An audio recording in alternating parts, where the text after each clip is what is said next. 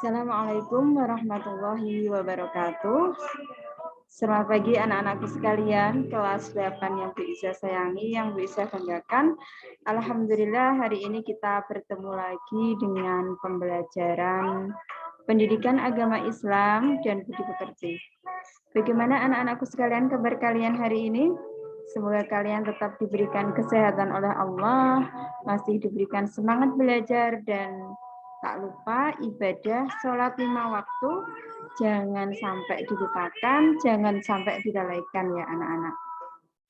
Anak-anakku, hari ini kita akan belajar tentang bab meyakini kitab-kitab Allah, mencintai Al-Quran ya.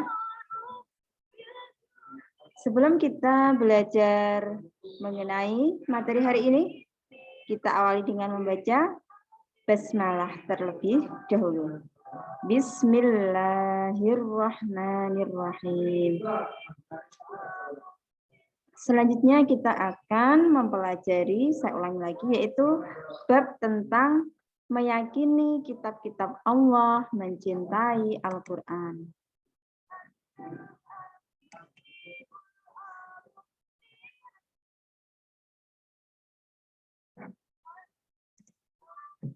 Materi yang akan kita pelajari hari ini adalah yang pertama, hakikat iman kepada kitab-kitab Allah, macam-macam kitab Allah, mencintai Al-Quran sebagai kitab Allah, fungsi beriman kepada kitab-kitab Allah, cerminan keimanan kepada kitab-kitab Allah.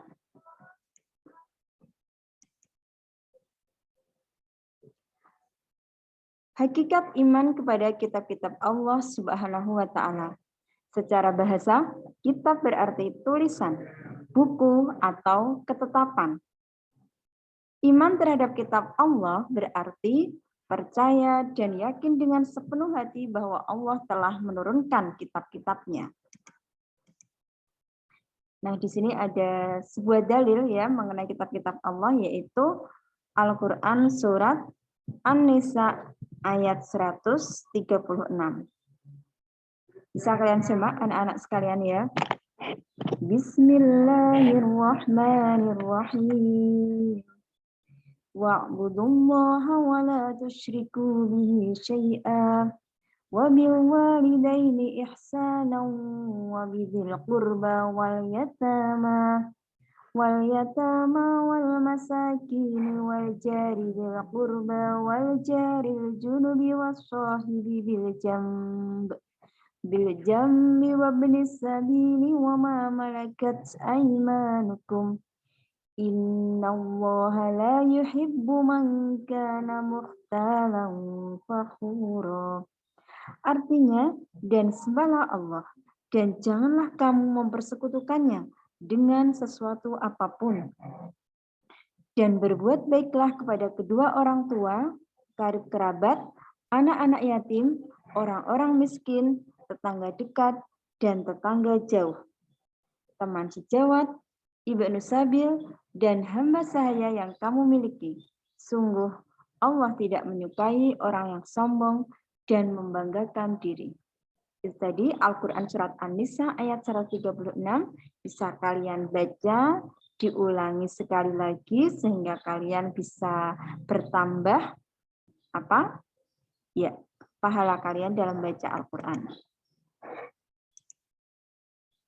Selanjutnya adalah macam-macam kitab-kitab Allah dan Rasul penerimanya. Yang pertama, Allah menurunkan kitab Taurat ya. Kitab Taurat pembawanya adalah Nabi Musa. Nabi Musa berdakwah pada Bani Israel. Dan bahasa yang digunakan saat itu adalah bahasa Ibrani. Di dalam Al-Quran itu banyak dijelaskan bahwa kisah-kisah Nabi Musa ya sangat bagus sekali kisahnya kalau kita mau membacanya. Bagaimana dari kecil Nabi Musa ya diasuh oleh ibunya, akhirnya dia harus disembunyikan, dan akhirnya apa anak-anak kisahnya? Dia harus dihanyutkan di Sungai Nil ya, karena saat itu Fir'aun sangat membenci bayi laki-laki. Yang akhirnya apa? Ternyata yang mendidik ya dan memelihara Nabi Musa itu adalah ibunya sendiri ya. Maaf, ibu tirinya yaitu istrinya Fir'aun. Nah, di sini Allah menurunkan kitab Taurat kepada Nabi Musa yang isinya diantaranya adalah mengesahkan Allah ya. Jadi sejak zaman itu, sejak dari zaman Nabi Adam sampai Nabi Musa waktu itu, perintah yang disuruh oleh Allah adalah mengesahkan Allah. Mengesahkan ini artinya apa? Harus mempercayai bahwa Allah itu satu ya. Allah itu satu, Tuhan itu satu, tidak ada yang menyamainya. Jadi di dalam Taurat itu juga diajarkan mengesahkan Allah. Yang kedua adalah larangan menyembah Allah dan membuat berhala. Sejak dari dulu agama-agama tauhid mengajarkan bahwa yang larangan untuk membuat berhala. Larangan menyembah, menyembah selain Allah. Ini tulisannya bisa kurang. Jadi yang disembah adalah Allah ya. Larangan menyembah selain Allah atau membuat berhala. Yang ketiga adalah larangan menyebut nama Allah dengan sia-sia ya. Kalau di dalam Islam ada Asmaul Husna itu ya. Perintah menyucikan hari Sabat. Hari Sabat itu hari Sabtu. Jadi ibadah Bani Israel zaman itu adalah hari Sabtu ya. Kalau kita sebagai orang Islam itu hari Jumat ya. Perintah mensucikan hari Sabat. Pernah sebuah kisah bahwa Bani Israel ini termasuk orang-orang yang sering ya melanggar perintah nabinya, perintah Tuhannya. Sehingga ketika di hari Sabtu itu mereka seringkali malah mencari penghasilan ya. Padahal harusnya disucikan. Tetapi mereka mengilah-ngilah ya hari Sabtu dengan cara apa? Memancing di sebuah danau mereka, padahal dilarang oleh Nabi Musa. Pancingan itu ditaruh di danaunya hari Jumat, dan setelah hari Sabtu itu pancingan itu jaring ikan itu diambil dan ternyata mendapat ikan yang sangat banyak. Ini artinya apa? Orang-orang Israel itu seringkali ya mereka itu tidak patuh terhadap nabinya. Maka anak-anak di sinilah kita diingatkan bahwa sebagai umat Islam itu kita harus patuh akan perintah Allah, juga patuh pada perintah Rasulullah. Selanjutnya adalah perintah menghormati ayah dan ibu, dan ini juga hampir sama dengan perintah di dalam Al-Qur'an ya. Jadi kalian bisa membaca, bisa menghafal Taurat yang membawa Nabi Musa dari Bani Israel ya, untuk khusus kaum Bani Israel yang berbahasa Ibrani saat itu. Selanjutnya adalah kitab Zabur. Kitab Zabur ini yang membawa adalah Nabi Dawud dari Yerusalem. Yerusalem itu kalau sekarang ada di Palestina. Bahasanya bahasa Kipti. Jadi Nabi Dawud ini dikisahkan beliau adalah satu-satunya raja yang berhasil mempersatukan ya Palestina, menguasai Palestina ya saat itu. Dan Nabi Daud, bagaimana kisahnya ketika beliau menaklukkan seorang raksasa yang bernama Jalut ya. Dengan ketapelnya dia bisa membunuh Jalut yang saat itu Jalut itu bertubuh besar yang sering merusak orang-orang Yerusalem. Dan akhirnya Daud kisahnya nanti diangkat menjadi seorang raja. Jadi beliau itu selain nabi, beliau juga raja. Yang nantinya beliau juga akan memiliki anak yang namanya Nabi Sulaiman ya. Nabi Sulaiman itu yang akhirnya menjadi raja yang sangat melegenda sekali, karena selain seorang rasul, Nabi Sulaiman itu seorang raja, anaknya Nabi Daud, yang bisa memerintahkan dari golongan angin, hewan ya, bangsa jin, yang kerajaannya tidak tertandingi sampai kapanpun. Nah, kitab Zabur ini diturunkan setelah kitab Taurat. Isinya tentang doa-doa dan zikir, berisi tentang nasihat-nasihat dan hikmah, dan menyeru keesaan Allah. Jadi kalian tahu ya, keesaan Allah ini selalu diserukan dari kitab-kitab yang awal sampai nanti kitab-kitab di akhir. Jadi tidak ada di dalam agama tauhid ya, itu menyeru Tuhan itu disamakan dengan makhluknya. Selanjutnya adalah kitab Injil ya, yang membawa adalah Nabi Isa. Juga masih diserukan kepada Bani Israel dan bahasanya memiliki dengan bahasa Suryani. Juga sama isinya tentang seruan ketauhidan. Seruan ketauhidan ini sama saja dengan mengesahkan Allah. Ajaran hidup zuhud dan menjauhi kerusakan dunia. Zuhud itu tidak bermegah-megahan ya, hidup seadanya. Menghapus hukum-hukum dalam kitab Taurat yang tidak sesuai. Karena kitab Taurat yang dibawa oleh Nabi Musa pada zamannya Nabi Isa ada beberapa yang sudah tidak sesuai, maka dihapus ya. Berita tentang datangnya Nabi akhir zaman yaitu Muhammad. Jadi di dalam kitab Injilnya Nabi Isa itu kisahnya, kedatangannya Nabi Muhammad sudah diceritakan di sana. Artinya dari kitab-kitab itu adalah sambung menyambung ya. Kitab-kitab Tauhid itu sambung menyambung. Dari kitab Taurat ya, lanjut kitab Zabur, lanjut kitab Injil, anak-anak ya. Selanjutnya adalah kitab Al-Quran yang membawa adalah Nabi Muhammad Sallallahu Alaihi Wasallam dan memakai bahasa Arab ya. Jadi di antara kitab-kitab itu kitab Al-Quran ini adalah kitab yang paling istimewa anak-anak. Kenapa istimewa? Karena ini merupakan mukjizat Nabi Muhammad. Ketika seseorang membaca Al-Quran itu sudah mendapatkan pahala. 1 huruf 10 kali Allah berikan pahala. Yang isinya ternyata sangat lengkap ya, merangkum dari isi kitab-kitab terdahulu dan ditambah dengan sesuai apa yang sudah diperintahkan oleh Allah, yaitu mengenai akidah. Akidah ini adalah ketauhidan yang tadi sudah Bu Iza jelaskan tentang keesaan ya. Akidah ini ibaratnya adalah pondasi kita. Kalau ditanya akidahmu apa, akidahku adalah Islam ya. Setelah akidah, maka Al-Quran itu menjelaskan tentang syariah, hukum syariat, bagaimana tata cara sholat, bagaimana tata cara untuk berzakat ya, puasa, hukum bagaimana menghukum seseorang yang telah mencuri ya, membunuh, berzina, itu semuanya diatur di dalam hukum syariat ya.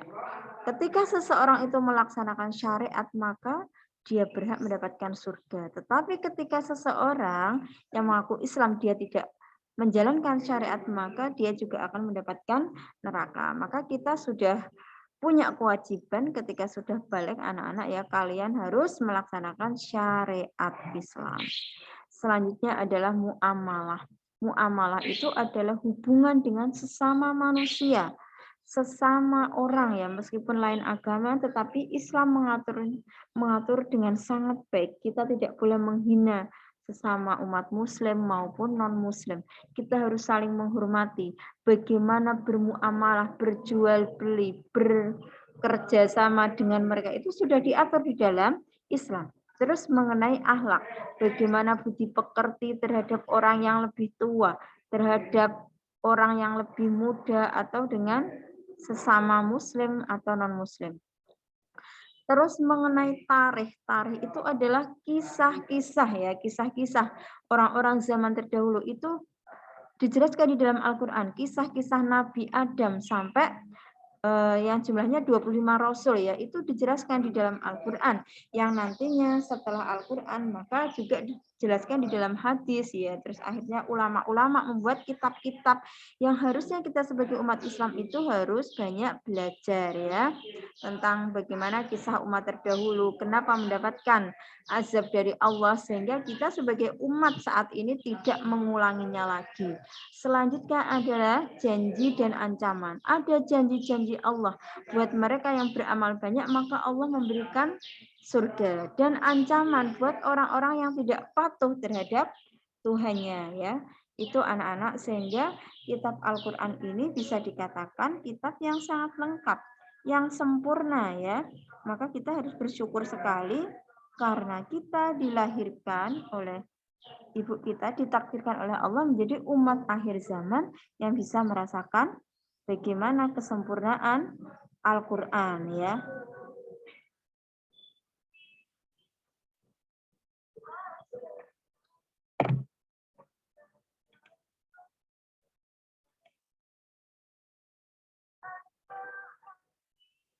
Selanjutnya adalah cara-cara untuk mengimani Al-Quran. Bagaimanakah caranya ya agar kita itu beriman terhadap Al-Quran? Yang pertama, belajar membaca dan mengajarkannya.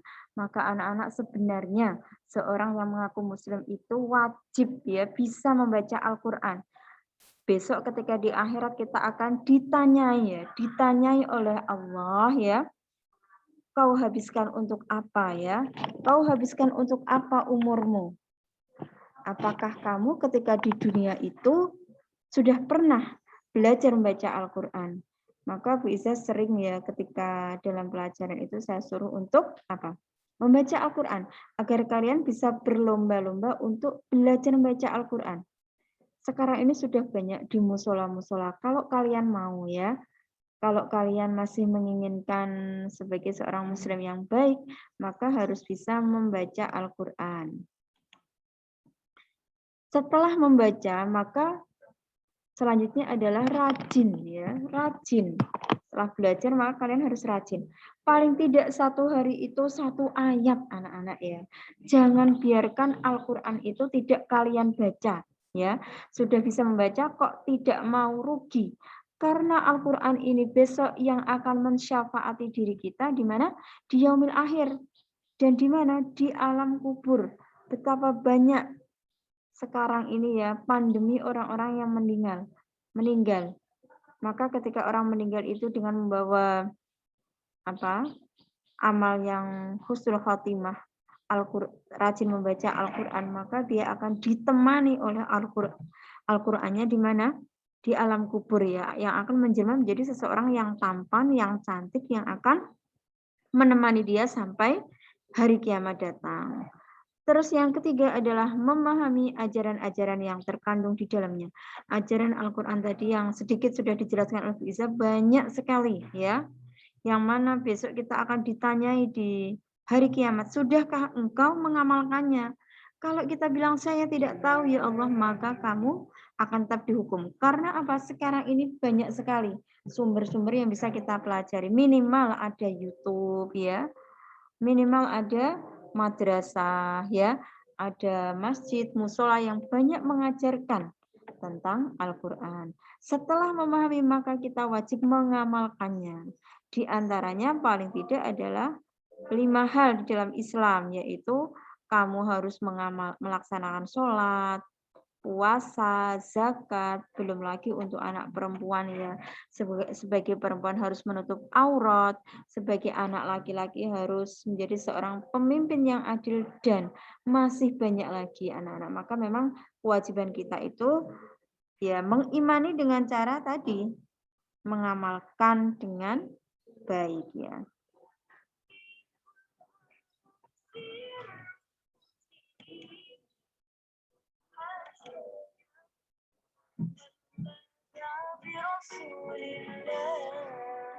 Selanjutnya adalah fungsi beriman kepada kitab-kitab Allah.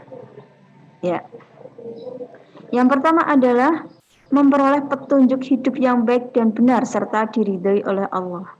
Jadi ketika kita memang beriman kepada kitab-kitab Allah tadi, insya Allah hidup kita akan mendapatkan petunjuk. Kita jadi seseorang yang sholah ya, kita akan melaksanakan perintah Allah, hati menjadi tenang, memperoleh pedoman hidup yang mutlak kebenarannya, memperoleh ketentraman jiwa, membuat hati kita mantap dan beramal dan beribadah, mengetahui antara hak dan batil sehingga hidup kita terarah. Jadi indah seorang muslim muslimah itu ketika beriman kepada kitab-kitab Allah, tentram jiwanya ya. Tentram jiwanya karena apa? Ada Al-Qur'an di sana yang sering dia baca, ketika mengalami kesulitan dia akan ingat Allah ya.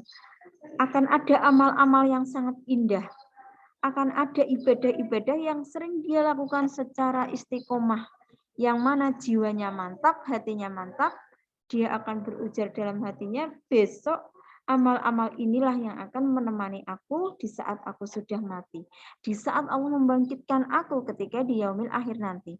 Dan jelas dia akan mengetahui antara hak dan batil. Kalau mencuri itu salah, ya, membuka aurat itu salah, berani sama orang tua itu salah, ya, maka dia akan mengingat-ingat, ya.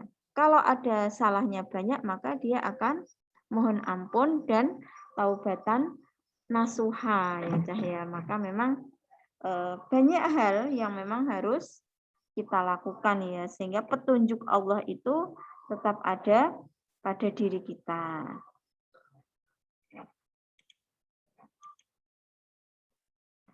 Nah, selanjutnya adalah cerminan keimanan kepada kitab-kitab Allah, ya.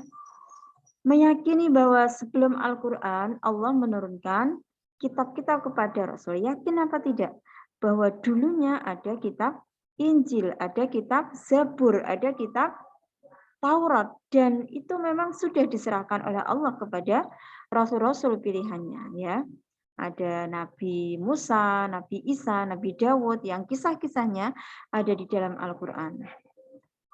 Meyakini dengan sebenarnya bahwa kitab yang terakhir adalah Al-Qur'an, yaitu sebagai pedoman hidup. Kita sebagai umat Islam harus yakin Al-Quran itu kitab penyempurna. Setelah ini tidak ada kitab lagi. Meskipun saat ini banyak ya orang-orang yang mengaku sebagai nabi palsu. Ada agama, kalau kalian dengar ada agama Bahai, ya, itu bukan Islam, ya. Meskipun sepertinya sholat, tetapi sebenarnya dia bukan Islam. Menyembah dan beribadah hanya kepada Allah. Ingat anak-anak, sampai akhir hidup kita harus yang kita sembah hanya Allah, ya. Jangan mempersekutukannya. Ibadah kita hanya kita tujukan kepada Allah, jangan sampai kita sedikit mempersekutukannya, ya. Meyakini bahwa Al-Qur'an adalah mukjizat Nabi Muhammad, dan ini penting, ya. Al-Qur'an itu yang membawa dan merupakan mukjizatnya Nabi Muhammad.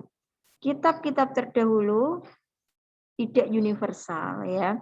Kitab Injil hanya untuk umat Nabi Isa saat itu.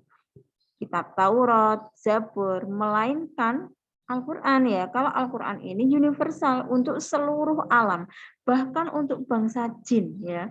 Jadi Al-Quran itu tidak ada gantinya setelah ini, hanya Al-Quran yang bersifat universal, ya.